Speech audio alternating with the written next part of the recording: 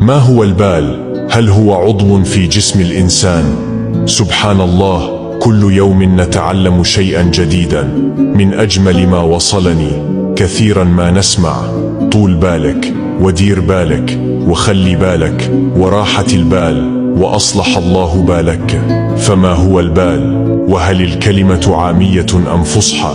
سئل رجل ذات مرة: لو كانت هناك أمنية واحدة تلبى لك الآن ماذا تتمنى؟ فقال: راحة البال.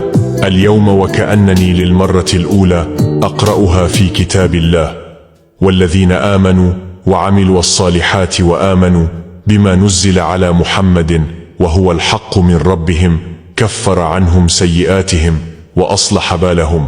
توقفت مليا عند هذه الآية. كلمة بال فصحى وكنت أظنها عامية. أصلح الله بالكم دعاء جميل جدا في الآية لم نكن نخطط له. والبال هو موضع الفكر، والفكر موضعه العقل والقلب.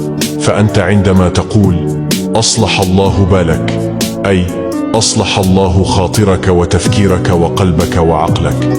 فشروط إصلاح البال 3 مذكورة في كتاب الله: الإيمان بالله، عمل الصالحات، والعمل بتعاليم ما نزل على سيدنا محمد صلى الله عليه وسلم بشكل فعلي.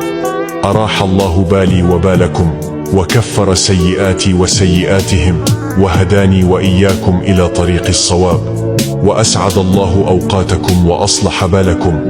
السلام عليكم ورحمة الله وبركاته.